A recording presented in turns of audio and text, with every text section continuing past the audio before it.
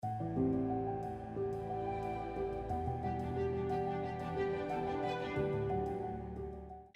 morning, or good afternoon, or good evening, depending on where you are in the world.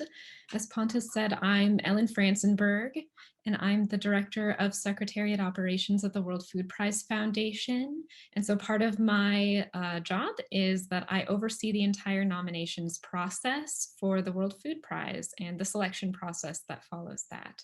So I am the person to contact if you have questions about anything related to the World Food Prize or nominations. So as Pontus said, I'm going to be going through a quick summary of the nominations process, how to nominate, and the process that goes with the selection. And then at the end, I'm happy to answer any and all questions you have for me. So we are open for business for nominations for the 2022 World Food Prize laureate. So we've actually already selected the 2021 laureate, and that's going to be announced coming up pretty soon. So this process is going to be for the 2022 laureate. And you can see down at the bottom of the screen our website, worldfoodprize.org/nominate. That's where you can find all of the information that I'm going to be going over here today. And our deadline is May 1st for nominations for the World Food Prize this year. So a little bit of history about the World Food Prize. Our founder is Dr. Norman Borlaug. After he received the 1970 Nobel Peace Prize, he thought that there really ought to be a prize for food and agriculture. He petitioned the Nobel Committee to create a prize for food and agriculture, but they said that it wasn't in Alfred Nobel's will, and so they couldn't do it. And so instead, Dr. Borlaug decided that he would start his own prize, the World Food Prize, to recognize individuals who have made a real difference in food and agriculture in the world. So the prize is awarded for great achievements in increasing the quality, quantity, or availability or access to food. And it's a $250,000 cash prize. You also get the sculpture, which you see in the picture here. And it was created as Dr. Borlaug's vision to be the Nobel Prize for Food and Agriculture. So one of the most distinguished prizes there is for people working in the area of food and agriculture. So the awards ceremony is each October around World Food Day, October 16th. And it takes place where I am here in Des Moines. And it's in the Iowa State Capitol, which you see in the picture there. It's a historic building. So we have 50 laureates over the last years since 1987. Our first laureate, Dr. M.S. Swaminathan, was awarded in 1987, and we've had 50 laureates now so far from 19 different countries all over the world. And so I want to let you in on how you can nominate someone to be our next laureate. So we're going to start with the basics. So the criteria for a nominee is to have an achievement that increases the quality, quantity, or availability of food. This can be at any point in the food system. So it's a really broad range of categories that you can submit a nomination for. It could be like you see in the picture with Dr. Borlaug and Dr. Sanjaya Rajaram for plant science, or it can be for animal science or policy around food and agriculture or economics, or any conceivable thing that you can think of: transportation, distribution, food, humanitarian assistance. It can be for processing, storage, post-harvest, anything that you can think of to do with food. If it increases the quality, quantity, or availability of it, then it definitely qualifies for the World Food Prize. So we're looking for in nominees that have a global, regional, or a national impact. So an impact of a large scale. And the nominee should be one individual who is living and in good health so that they can attend the award ceremony in October when we have in-person award ceremonies again. So a question that I get asked quite a lot is whether uh, more than one person can be nominated for the prize. So if there is an achievement that a team worked on to make happen, can you nominate more than one person for the prize in that team? The answer is yes, you can. If two or more people have worked together on the achievement, and the achievement would not have been possible without the work of these individuals working together, then you can nominate them together. I would say, though, that that the prize was intended to be awarded to one person. So in your nomination documentation, if you are nominating more than one person, you will definitely need to be very clear about what each person did and accomplished, and how that person contributed to the overall achievement, and why you're nominating more than one person rather than just one person. So criteria to be a nominator is that any organization can nominate an individual for the World Food Prize. So an academic or research institution, a public or private organization, a government unit, a corporate entity, any organization can nominate. The nomination has to be endorsed by a senior official of the nominating organization. And they do this by providing a letter of endorsement. And we will talk about the letter of endorsement in a little bit here. So the basic information that you'll need to provide in a nomination is the contact information of the nominator. So this is the contact information that I will use to reach out to the nominator if I have questions about the nomination or nomination materials that were submitted, and to follow up with the nominator during or after the selection process. So this would be contact information that I would use to get into contact with you should I have any updates for you on your nomination. Okay. So also I'll need nominee contact information and biographical information. So this would be in the form of a CV and a photo. So the CV has the basic information that a CV would normally have: employment history, education,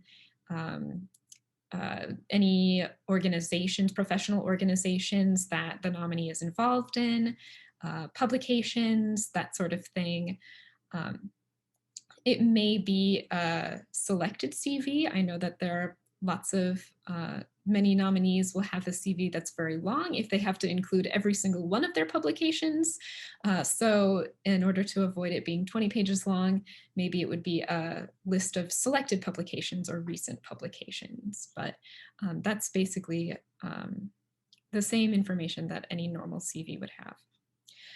Also, the synopsis of the nomination is only 150 words, and this is just in one paragraph to tell why you are nominating this person for the World Food Prize. Why does this person deserve to be awarded the World Food Prize? So just in summation, 150 words, kind of like an elevator pitch. So the next big document that we ask for is the Statement of Achievement.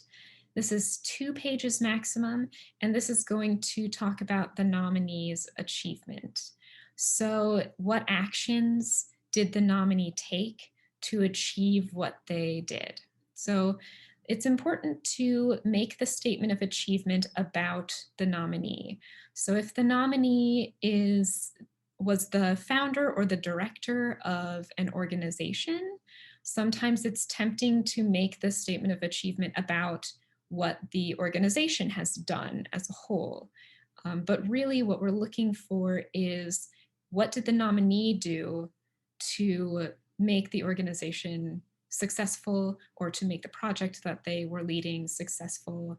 So it needs to all come back to the nominee. We do not award the prize to institutions or organizations. It's an award for individuals. So it's important to focus on your individual nominee in that way. And include as many numbers as you can. Anything that can support the information that you have about the achievement. If you have any data or research that goes in to back that up, we definitely want to see it. The statement of impact is the next document, also 2 pages long. And by design, this inevitably is just going to have a little bit of crossover with the statement of achievement. But this is meant to be as a result of what the nominee did, what happened, what was the impact on the region, on the people that were that the nominee was working with. So it's important here, especially to include whatever numbers you have. It's hard to give an example of what kind of numbers because depending on the field that the nominee is working in, it might be very different across. It's a very broad prize, as I've mentioned before.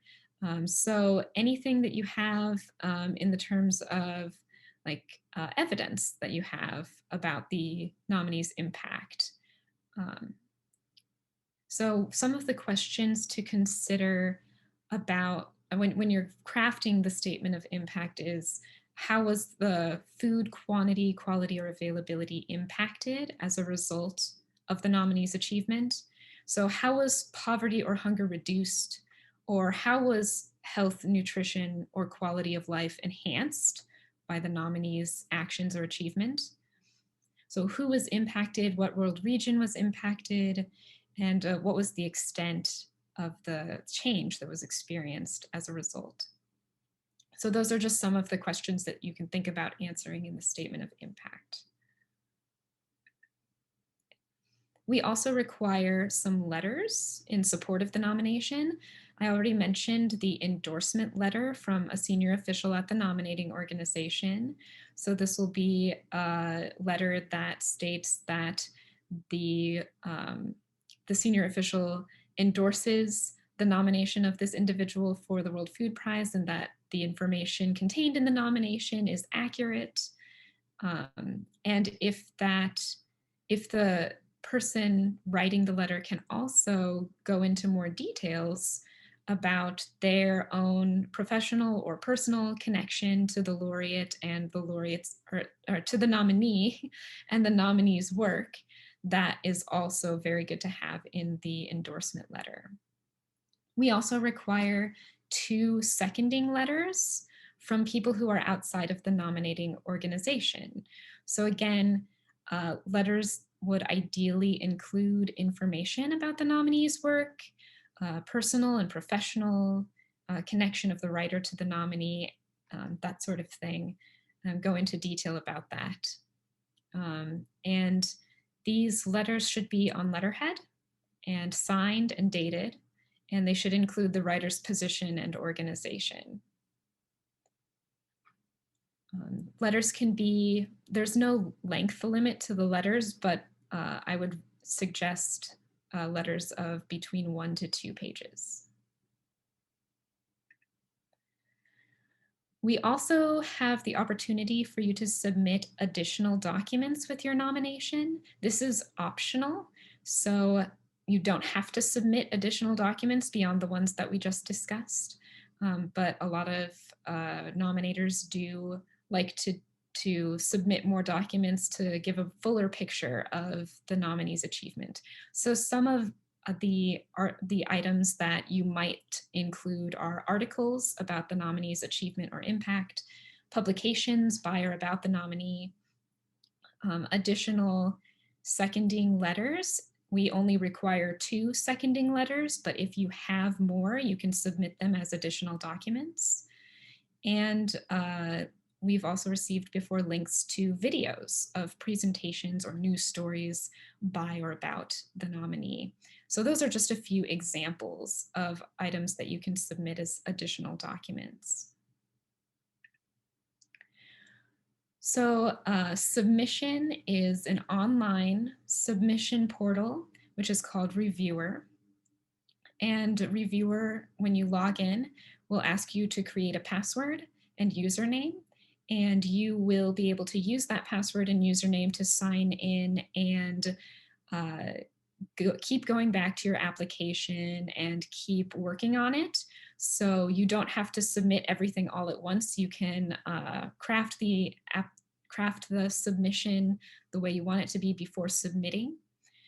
You'll have to upload the documents separately. So each of the documents has a separate field. The statement of achievement has a separate field from the statement of impact.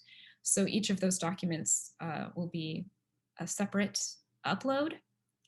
And the form will not allow you to submit the form unless you have fulfilled all of the required fields. So you'll have to upload all of your documents before you can hit submit. And once you've submitted, it will go to me. We also require that all of the documents that you submit be digital in nature, PDF or doc file extensions, or if it's a photo for the photo, the regular photo file extensions, PNG or TIF or JPG. So you can find the submission form on worldfoodprize.org/nominate. So just a quick note about our nomination process. Our deadline is May 1st. That's the deadline to submit a nomination. If you find that you're having difficulty having enough time to get your nomination together, let me know. I'm open to extending the deadline if an extension is needed. So just get in contact with me and let me know. And once you submit your nomination, it is eligible for 3 years for consideration for the prize. So you do not have to do anything for the nomination to remain eligible. You don't have to submit updates or re-nominate or any of that. It's good for 3 years.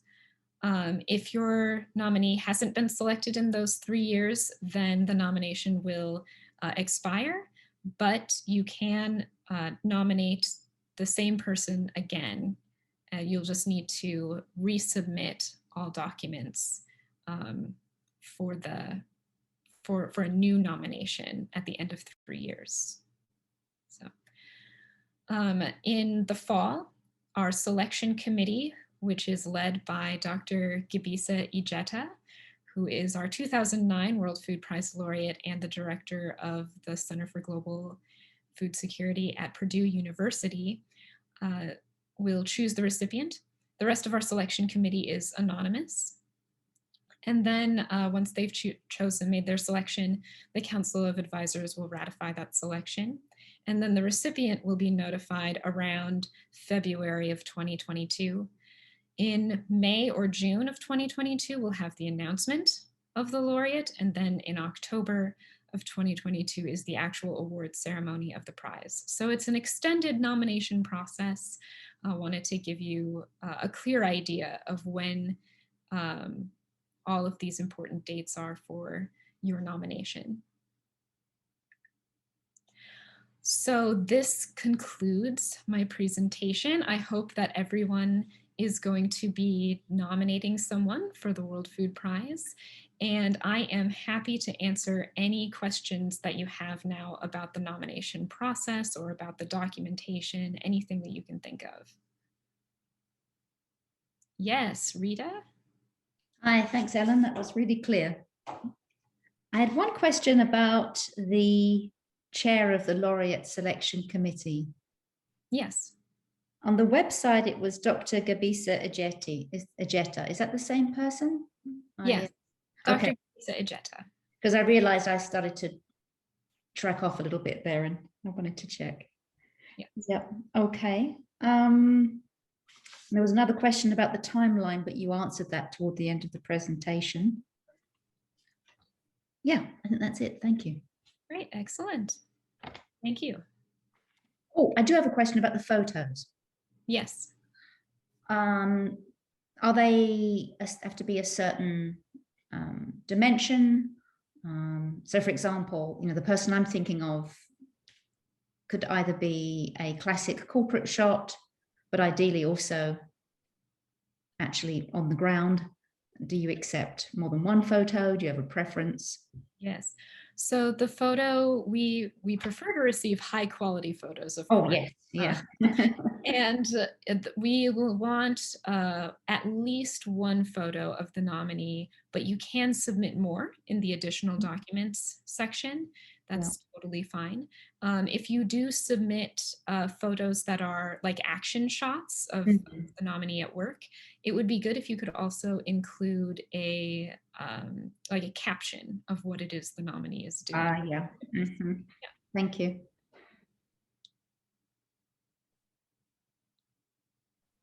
And we'll make sure we've got copyright and everything clear.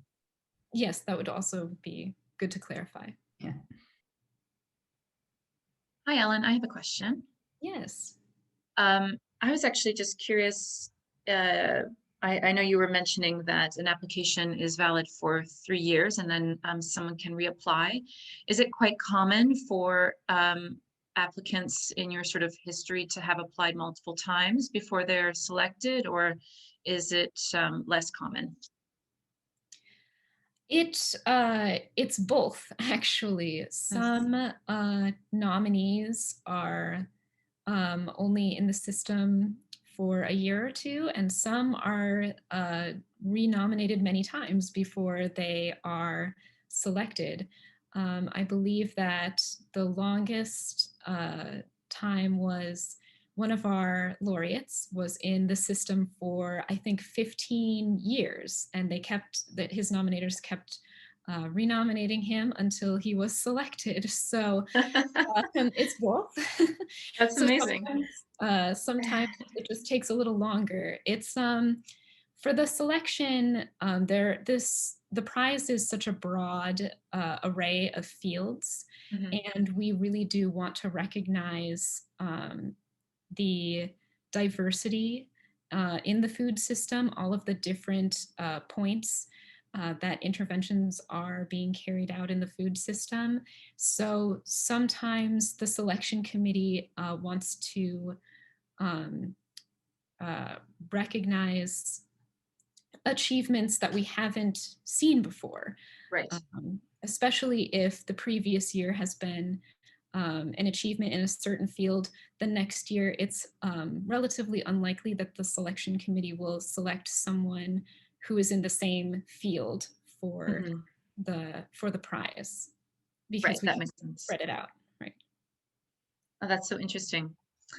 And to that end, if our nominee, say our nominee is not selected this time around, and there's a significant sort of new achievement that occurs in the next year or two, would it be possible to, even though our application is still valid for 3 years, to update an application with more current information?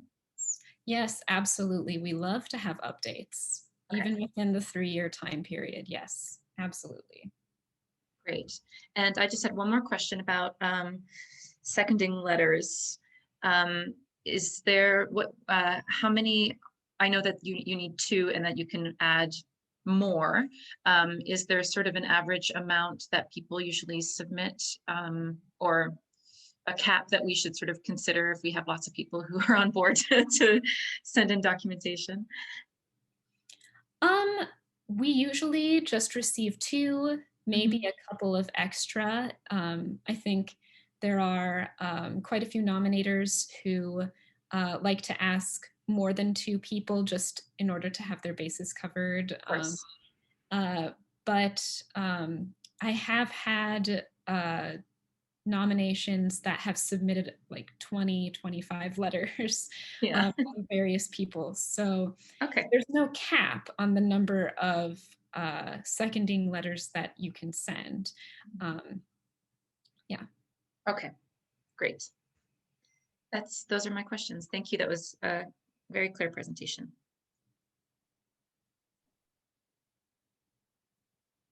Yes, I think Rita has another question. Yeah, thank you. Mimi's question opened up one for me. How many nominees are in your pool at any given time on average, given that there's a 3-year look back potentially? I can't really, I'm not at liberty to answer that question about nominees that are in the pool right now. We have a pretty robust pool of nominees usually, but we are always looking for more nominees.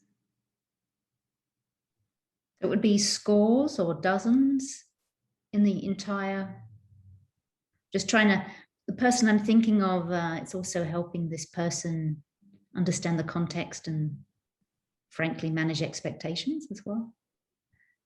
Yes. Yes. So we, in the entire pool of eligible candidates, we have more than 50, less than 100. If that helps. Okay. Good question, Rita. Thanks.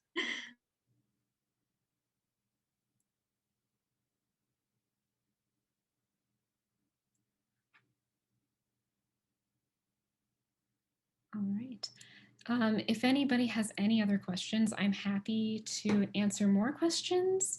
At this time, we're finished with the webinar at 7:30.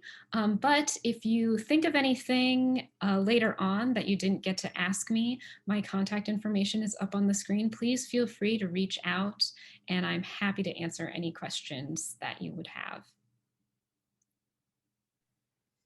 Thank you so much, Ellen. Thank you. I can't resist.